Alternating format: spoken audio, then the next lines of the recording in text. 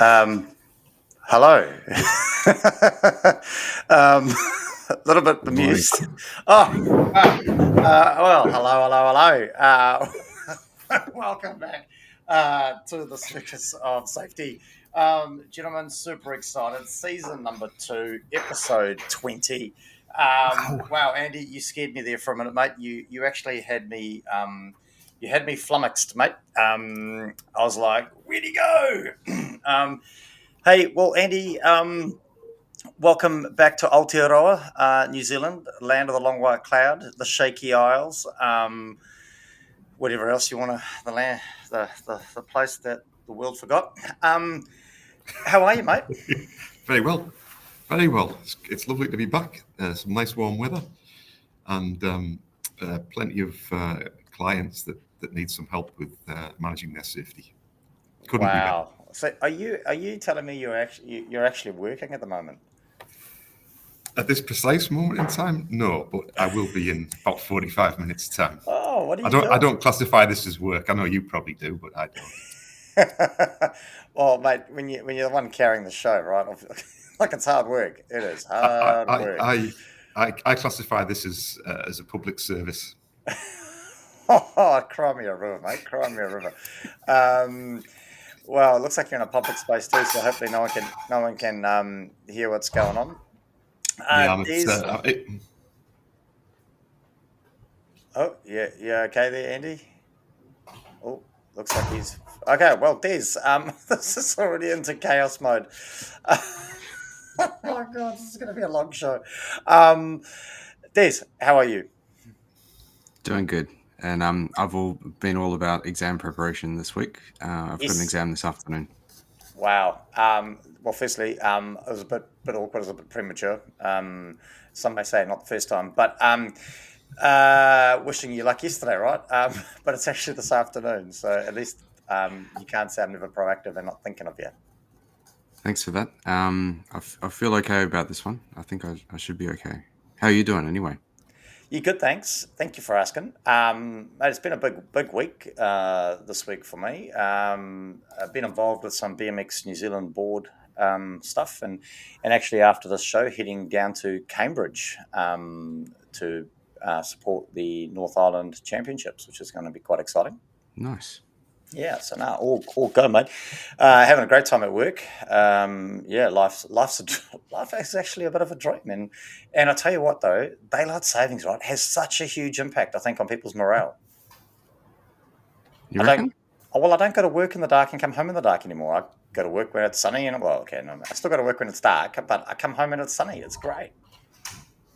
It's warm. More time outside. It's great. There's stop being a naysayer. Um, so, Andy, now you've been back in the country, what, a couple of weeks, would we say? About a couple of weeks? yeah, not quite, but yes. Not quite. How's young Oliver transitioning back to, the height of safety in Aotearoa here, coming from what some may arguably call, the birthplace of safety, the mecca of safety. How is young Oliver transitioning back into she'll be right latitude? Well, ironically, he had an accident. Oh, is he okay? Well, he's got a problem with his toe. Oh, So he decided that having been in the UK and been playing a bit of football, yes. where people wear footwear to kick soccer balls over there, Do he they? came back to New Zealand and didn't want to look the odd one out at school, so took his shoes off to play Why not, football. right? Yep, and then he kicked the ball, and we think he's broken his toe. Oh, no. No. The question has been asked: has it been reported at school? And we're still Yes. waiting for that response. Okay. Will he be conducting his own investigation into No, this? because that would be a significant conflict of interest. So Fair me enough. as his father and a member of the board are going to be doing that. Okay. There's no Now, conflict there. looking forward to analysing the investigation report. Hopefully, will it be available for the next show, Andy? Yeah, hopefully, yeah. We could do a bit of a piece on root cause analysis. Nice. Hey, listen, it's been a busy week. Des and I, for those that haven't caught up yet on the news, Des and I had a bonus episode catch up with Mike Cosman, That I thought went really well. It always helps when there's somebody more intellectual than the two of us on the show, right? They can actually say something of value. So I thought that went really well, and it's been great. And just a bit of a plug, really. Next week, Wednesday, it works out about 3 o'clock New Zealand time, 1 o'clock Australian Eastern time. I'll be joining Alex Garland from Sign On Site as we dissect the wonderful world of technology safety in a live webinar with them, thanks to Sign On Site, who are also actually sponsoring my face right now. How I'd say that? Well, the technology I'm using to publish my face, thanks to Sign On Site. Really looking forward to that. Des has already been off the radar, and we might have another one of us joining Sign On Site later on, Andy. We'll start to publicise that when it's not all about me. Listen, before we get into the show, Des, can you take it away, mate? A bit of a disclaimer, if you will. Absolutely, and as you're aware, this week I've just had exams on my mind, and I thought, well, one thing that really sticks in my mind is the spiel that you get at the beginning of an exam from the invigilator. Yes. About the rules of the exam, and it's always failed a few exams in my time. I'm familiar with this. So I thought I'll do today's disclaimer in the style of a exam invigilator's introduction. Wow, looking forward to this one. So welcome to today's open mic exam, our podcast. Please be aware that the views and opinions shared by the hosts and guests are their own and do not reflect those of any affiliated organizations. This is for entertainment and informational purposes only, not professional advice. Listening time is 45 minutes. During this time, you may type any questions into the question box, but note that after that time is up, there will be silence. By continuing to listen, you agree that the hosts and guests are not responsible for any outcomes from the content discussed. Now, let's begin. Oh, that's our cue to go. That's good. That's good. I like that. Your exam time starts now. Talking about exam time, because young Andy over there apparently is working after this day, so we've got to be done in 45 minutes. Otherwise, we're going to have a whole bunch of co-hosts that we maybe didn't expect. So, super exciting team. Now, I'm just going to bring up the spinning wheel here of death. It's getting down to crunch time, right? There's the spinning wheel. Not a lot of topics on the board. We're hoping to kind of clear the board. We're not quite going to clear it, but we're going to be getting pretty close to clearing it by the time we get to Christmas. So the topics are getting pretty interesting. So are we ready to spin the wheel? Spin that wheel. Let's do it. Here we go. Topics there.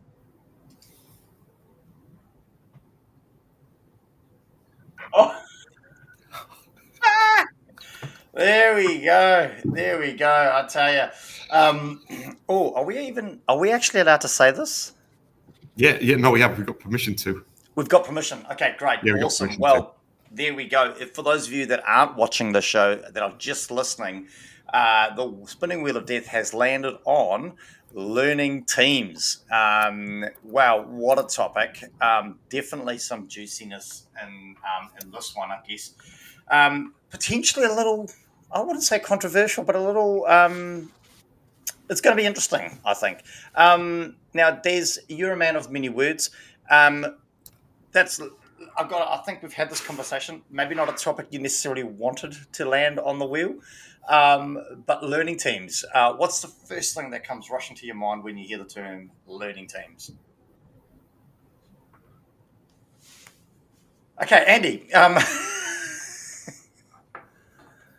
Sorry, I'm having serious connectivity issues. I'll try and sort it out. But the first thing that comes to mind I thought that was sheer silence and thought on your part. This isn't working. No, Andy, can you hear me okay? Yeah, I can hear you fine. Oh, okay. While we wait for Des to sort out his connectivity issues. Learning teams, mate. It landed on the wheel. I know it wasn't Des's favourite topic to be landing, and I don't think he was excited about the fact that it landed on this. But when you hear the term learning teams, what's the first thing that comes rushing to your head? A methodology of facilitating conversation that's to do with improving safety, quality, and operational excellence. Are you reading from the website or something? Like, what are you? Where No, did you get that I'm reading. nonsense I'm from? reading from the book called "The Practice of Learning Teams" by Brent Sutton, Glynis McCarthy, and Brent Robinson, with a foreword by Dr. Todd Conklin. Oh my So God, are you you for can real? ask me any questions about it. Oh my God, no! Close the book. This is not an open book exam. Okay, I don't think Des's Sorry, book can you exam. ask me the question again? So the question again was, what are the thoughts?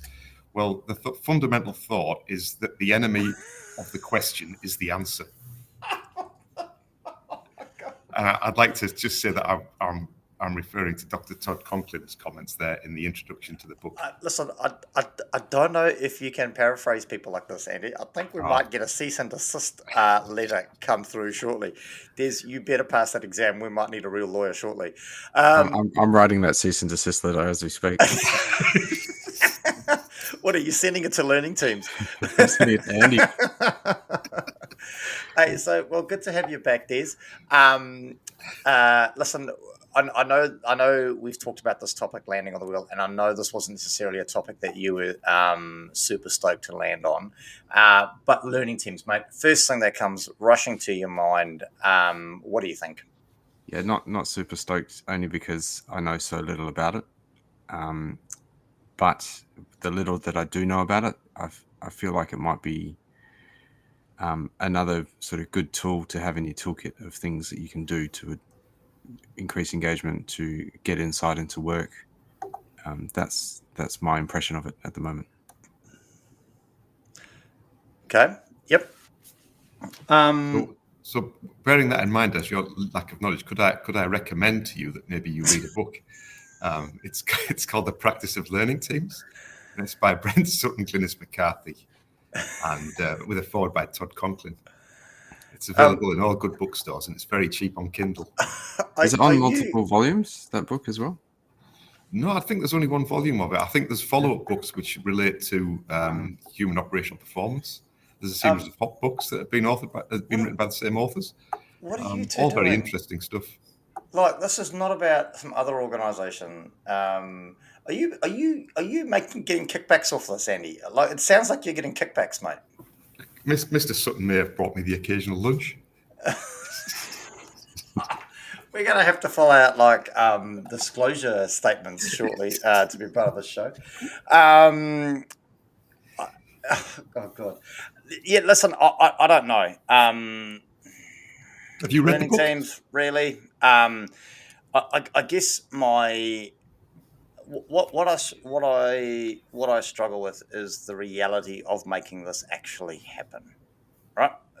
Let's be fair and frank. Don't get me wrong. I'm not saying it's a bad idea. I think, though, the realities of the practical application part of it are challenging. How many organisations do you know? Okay, if we broke it down, right, learning, we'll get that part. Andy keeps harping on about learning and education and all that sort of nonsense. But when we talk about teams, we're talking about multiple people here, right? We're talking about, it's not just you, me, and I. It's a group of people. And I just...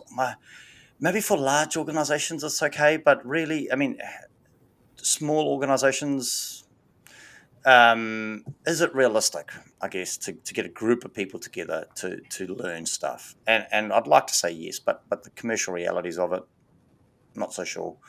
Okay, interesting. So I guess, Andy, should we maybe start by what we actually think it is? Well, I mean, Derek Toner's just tuned in, longtime friend of the show. Thanks, Derek, for your insightful comments. So he doesn't even know what we're talking about. So Andy, could you kind of enlighten us without paraphrasing a book that's got open in front of you? What do you think learning teams is? I think primarily it's about engagement, and what it is it's really a methodology of constructing and having facilitated conversations within an organization, and it's an attempt at that next step from just having a chat to having a chat that leads to engagement.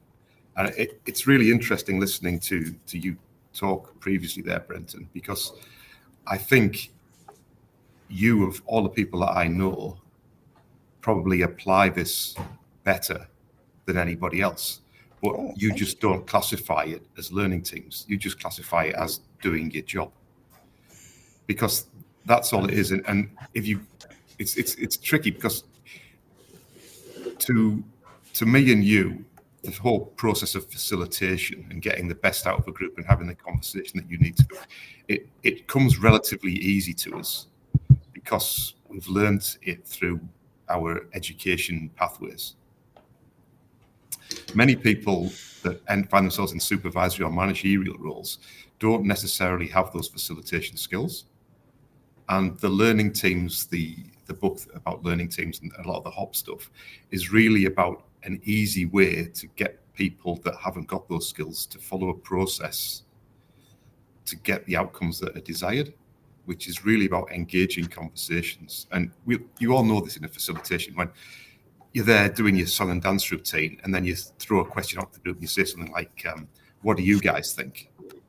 And then the church bell tolls and the tumbleweed rolls across, you know, and there's that awkward silence. Facilitator suicide is what we generally call it. Yeah, absolutely. And you know, we know how to avoid that. And that's all that learning teams is structuring the conversation to allow people to input positively into it or negatively into it. And I think as facilitators, it comes very natural to us. And when I read the book, I was like, this is lovely, but I know it all. But the reality is it's not the book's not targeted at me. It's targeted at people that aren't facilitators, that are required to do some facilitation to build engagement. I mean, Derek's another fantastic example of someone that, you know, wouldn't get a lot from the book because it's just how he operates. So that's my take on it. And listen, to be fair, that's quite insightful. And I've got to be honest, I do get a little bit cynical when it comes to and I've written down here in my notes, and I don't know whether this is a whole nother show for the new year, but commercialism of safety, and is this and like you said, maybe it's because this is what we do. This is how we've always approached what we do in safety. The fact that somebody's wrapped it up and given it a name and is doing really well with promoting this is great, right? But I guess now that the way you've explained it, and I don't know, it'd be interesting to see who we can kind of con into doing the bonus episode with us to maybe pull this apart a bit more. Maybe one of those authors of that book you mentioned. But Mr. Sutton will. But I guess are they actually tapping maybe into a market where, you know, we've often talked about this in terms of safety training and you know, when you do a course in safety, right? You generally go in and it's all about the legislation, the tick in the box, this law says this, and you know the hierarchy of controls and yada yada yada. But we often talk about the fact that there's very little effort or emphasis placed on the soft skills of what we do in terms of the facilitation. And so are we suggesting that maybe learning teams is a good opportunity for people to pick up some of those soft skills, maybe if they read the book, but applying that, I guess. Is that soft skill stuff, Hope, that we say we might be missing? Yep, I would agree with that. The one challenge with it is it's a little bit. The whole concept of a learning team puts an enormous amount of pressure on the facilitator, and the outcomes can be strong. You know, right? Manipulate's a very strong word, but you can manipulate a group, right? Hence why one of the topics is called dabbling in the dark arts. Yeah, absolutely. So you can play the game, and one of the skills of a facilitator is to be aware of any potential biases that you've got and endeavour to mitigate them through a framework. If you've got someone that's read the book, for example, and thinks, okay, I'll run a learning team, I think you've just got to be very cautious at that, and either got to follow the steps in the book very, very precisely. Otherwise, you could end up in quite a messy situation. Like there's potential for it to go a little bit wrong in a facilitation, as we've both experienced. Hold your thoughts there, Andy. I think I want to come back to you on that because I was thinking the same thing, and I've got a burning question I want to ask. But I want to jump back down to Des over here. Des, so Andy's been spouting quite a bit of literature out of the book, right? From Andy's explanations, Des, do you think you're starting to get a grasp on what maybe this learning teams thing is? And is my first question to you. Maybe, and this idea that maybe it's things that some of us already do, and it's just had a name put to it. That kind of makes sense to me. The idea of facilitating a discussion doesn't seem that foreign to me. So I think maybe Andy's explanation is pretty good.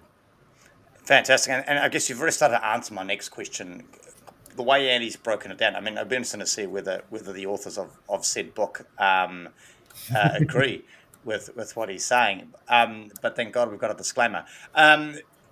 Do you find yourself using this technique of facilitation to hold a conversation, engaging with people to get the best out of them?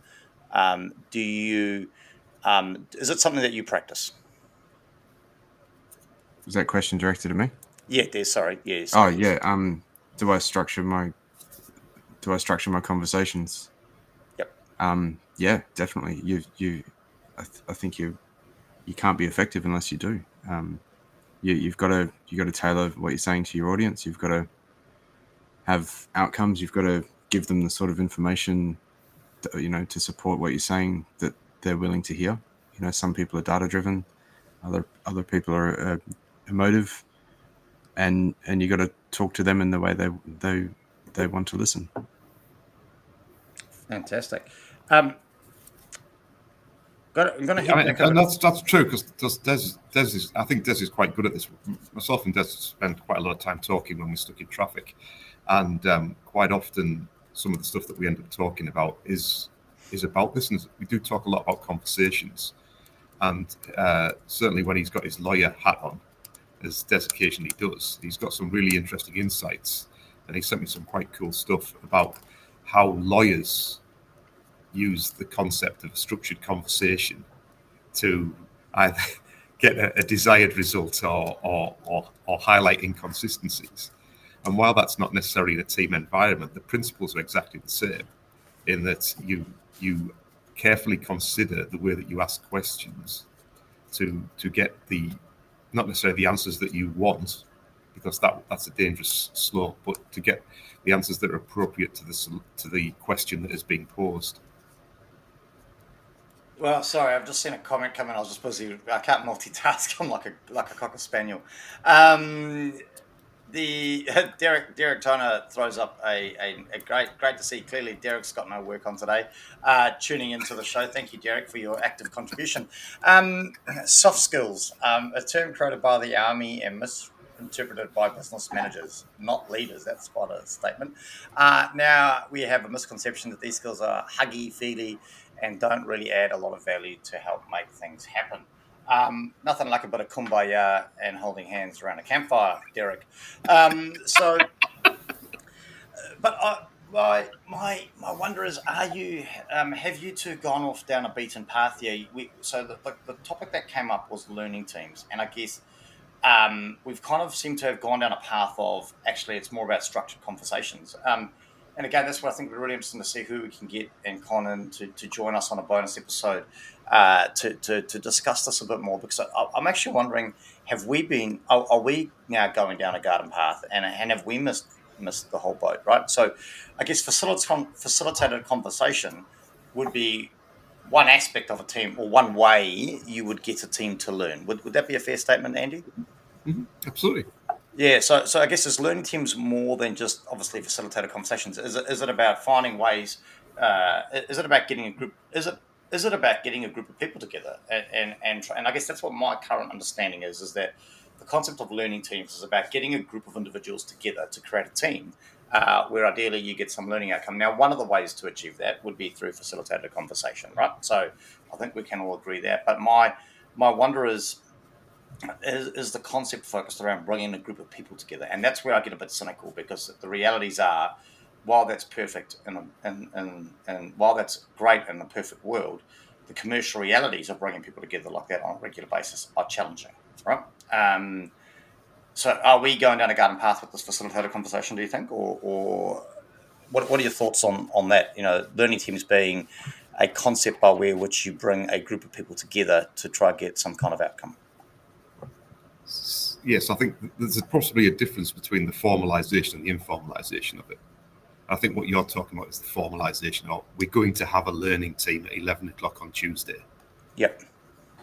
And I don't have a problem with that. Or we're going to have a learning team to look at an incident that's happened or a behaviour that's occurring. That can be quite formal. But I think the skills involved in it doesn't have to be formal. It's informal. It's just getting a group of people together, whether it's on the shop floor for 5 or 10 minutes. It doesn't matter. It's the principles behind it. And I think the way learning teams has been marketed, and I think you're correct to a point, is it's just a tool. It's a methodology. Yep. People have taken that and turned it, like they do with everything, turned it into something that it perhaps necessarily wasn't intended to be. And it's become this big thing that's, we've got to have a learning team, or we're going to use learning teams to investigate this instead of using this methodology. I don't think that that's necessarily the right way to use it or to think about it. I think it's really just, let's have a conversation that adds value. And the best way to do that is to have it facilitated rather than just a mad free-for-all. Des, your thoughts? Do you think it's potentially something that was the initial, and again, this would be fascinating. Jeepers, Derek's going hard. This would be a fascinating conversation to have. But do you think there's, similar to the likes of triple SPs, I guess, the soft skills term that Derek's brought up, do you think it's something that sorry, I just can't carry on. I can't even read Derek's comment, and I can just see Andy laughing. And I'm trying to multitask here, and this is not going well for me at all. Do you think it's possibly something that's maybe gone a step too far in terms of people have misinterpreted what the concept is, and are they trying to make it something more than what it is? If you know what I mean. What are your thoughts on that, Des? Well, I don't know if they've misinterpreted it, but I see learning teams talked about and used, and even other. It's not unique to learning teams. Any sort of safety concept or concept used in safety practice, it's often used at the exclusion of a bunch of other tools, which I think is a bit of a trap. I think if you consider it a tool as part of your toolkit, and you're still carrying around all the rest of your tools, then it's fine. But when you start saying that I'm going to do learning teams instead of investigations, well, yeah, I start to worry a bit about that approach. I think, some investigations might require a learnings team. Other investigations might not. And to say that you're just going to go with one approach is a bit dangerous. Yeah, no, great. And I really like where you're going with that. I think Andy's kind of obviously really bought into the bribery and corruption, having had lunches purchased for him. And great to see some kind of, centralisation. And I think that is my worry, and potentially where my cynicism comes from, right? If we only adopt, and that's my worry, is that if we grab something and we run with that and only that, are we actually selling ourselves short? And are we missing opportunities when that approach doesn't fit? It's kind of like that square peg, round hole concept, right? We're trying to put a square peg into a round hole, and we just need people to be a bit more conscious of choosing the right tool for the right situation. I guess is kind of where we're going with that. So, I mean, that you've identified one great trap there, and Des, I'm keen to explore. I mean, do you see any other watch outs? I mean, could where maybe a learning team may not be the right fit, or it could go a little bit wrong, or if used out of context or not used correctly? Any kind of other thoughts on that? I have come across it in the investigation context where and correct me if I'm wrong, Andy, but the purpose of a learning team is to learn something. Mm-hmm. And so if it's being used, there is a clue in the title. Yes, and if it's being used in lieu of an investigation, if it's being used in lieu of some other type of investigation method, you're adopting a purpose that's to learn something. Well, then, to me, when applied to an investigation, that purpose is quite vague, and you could stop after the first day and say we've learned something, and then not actually get to the heart of why an incident happened or anything else that could be contributing to that situation. To me, that's a bit vague and a bit difficult to work with when I'm dealing with an investigation. So I think that could be a trap. Yeah, and I think that I goes think back to. Oh, you go, Andy. in the book, it talks about setting out your objectives and goals at the start. That's the first part in planning your facilitation, is what you're trying to achieve from this. But I agree. I think a learning team related to an investigation, you really need to decide on a causation model before you engage in that, because you really want to find out what a root cause is, whatever that is. But your investigation model will define what your root cause is and how it's classified. I think going in and saying we're just going to learn from this, you can't do that until you've based it around some sort of causation model. Yeah. But I guess that's what Des is calling out, right? That's the worry. People like you, the three of us, might go, "Yep, listen, it's one way in which I'm going to get information out of people to plug into that model, right?" Is the worry that potentially people have cottoned onto this thing, which is a really great tool. I think we can all agree, engaging with people, learning with people, the concept we're good with, right? Like, I don't think we're saying that there's anything wrong with that. It's more around the are people grabbing it and going, "This is the way I do this, and the only way I do this," and is that the track? Because the team have done a great job getting it out there and talking about this tool, and letting people know. So have maybe people misinterpreted that, like we've talked about things like triple SPs, and that the initial intention behind those things were potentially honourable, right? But the way they've been twisted, turned, changed, adopted over time has taken us across to a different path. And I guess that's the track we're worried about, Andy. And what you're saying is it's really a plug-in to potentially existing models that will help facilitate the outcomes of those. I think Des's analogy to a toolkit and yours is really good. The questions that then come to pass is you've got to ensure that you're using the right tool for the right job. But the real question is how many tools do you need in your toolkit? Because there's so many different methodologies, strategies out there that we tend to become comfortable with certain ones. And that continual improvement, professional development should be about building on that. But at some point, your toolkit gets too big and it becomes overwhelming. Do you know what I mean? But Does that make any sense? No, not at all. No. Thanks for your support. I think it depends though on your role, right? I think, Andy, I'd like to think somebody like yourself, right? Your toolkit needs to be huge, right? You're a consultant. Thanks. I never said it was. I said it needs to be. There's a very clear difference here. And clearly you're showing us that you're incredibly narrow-minded and you just go to the highest bidder. What I'm getting at is somebody in your role as a consultant who, you're about to start teaching diploma students, right? So the expectation in my mind would be that you have a wealth of knowledge about different tools and are aware of probably more tools than you actually would use if you were to apply your trade in anger, right? Des and I, however, I wouldn't say narrowly focused, but we're working within prescribed systems. We've often developed those systems and we've taken a punt, for want of a better way to describe it, on a particular methodology or a particular. So our breadth of toolkit doesn't necessarily need to be as wide-ranging as yours. So I think it's dependent on the role that you play. But again, I got a phone call from a friend of the show the other week, happens to be a consultant, asking, we started going down this direction. And because I don't like to sleep a lot and spend a lot of time just trawling the internet and traveling the globe doing cool stuff, because my toolkit is so wide and I was aware of something that he was looking for, he was quite surprised that there was actually this option out there. So I think it's you don't want to be too narrowly focused on how big your toolkit is. I think it's going to be dependent on what it is that you do and how you apply your trade, right?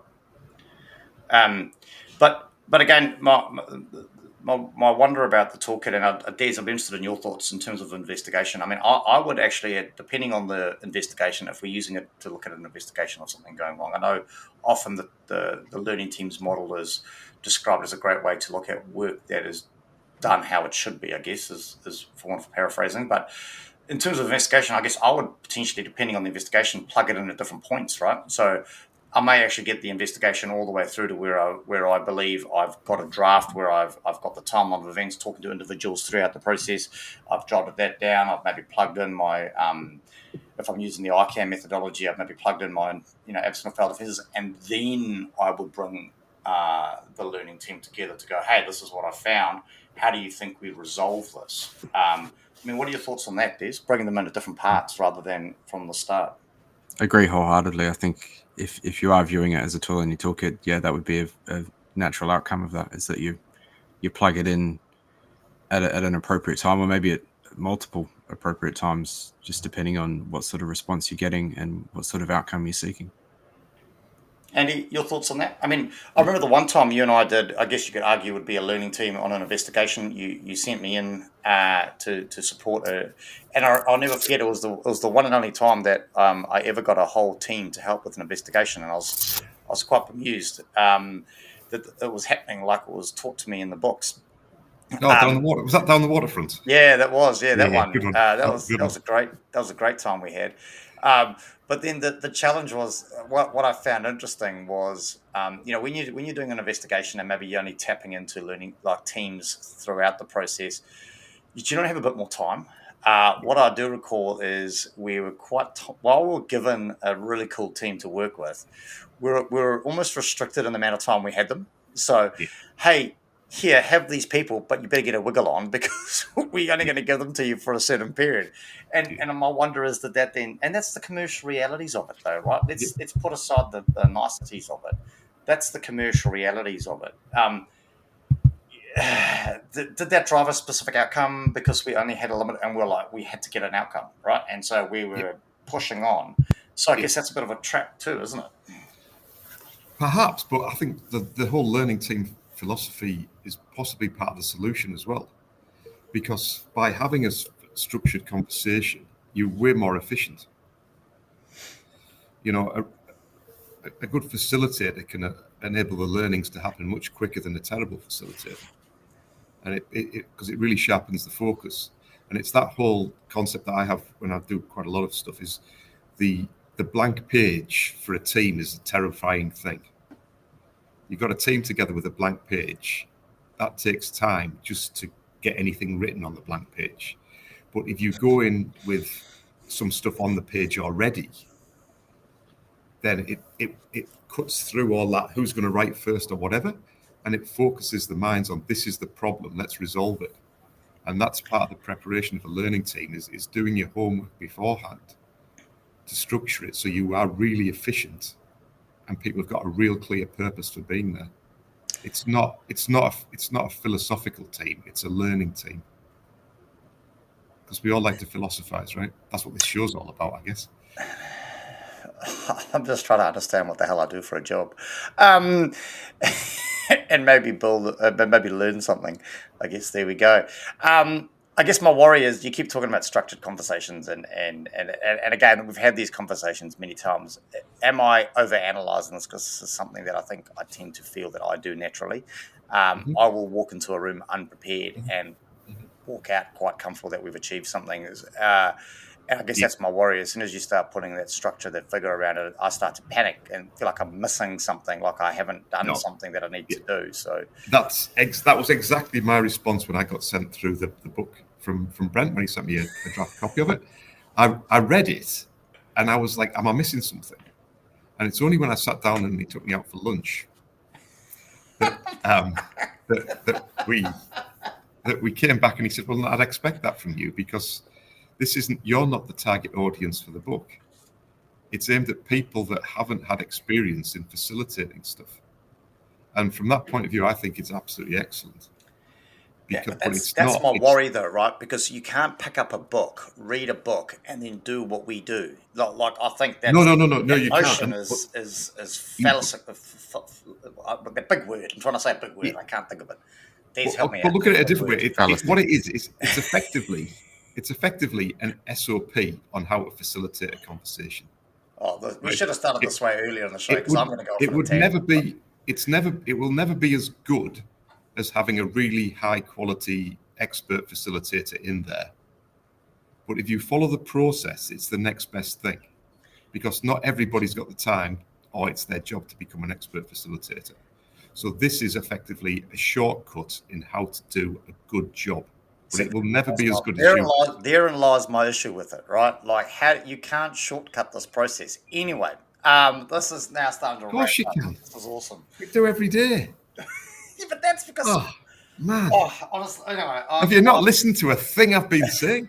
No, I don't, because you waffle on. I much prefer Des. He's more succinct in what he says. He's to the point. It's clear. It's concise. I mean, some of the words confuse me that he uses. Yes, but I can Google that stuff. You just waffle. Anyway, team, I think that kind of brings us to an end on us trying to dissect what a learning team is. And I've got to be fair. I don't know, Des, are you any more the wiser in what the hell this thing actually is? It did affirm what I already thought about it. So yeah, maybe I am. Maybe sitting on the fence. Any final words from you, mate, before we start to wrap up our show? Don't throw the baby out with the bathwater. Oh, pulling out all the analogies. Hey, team, well, listen, I think a great discussion. Listen, Andy, I'm going to charge you with finding our bonus episode host. Now, if you are worth your weight in, and, you think, you're actually going to do some work on the show for once, what would be great, no pressure, if you could get all three people you've rattled off about writing that book on our bonus episode next week. Failure to achieve said targets may result in an LTI of some description.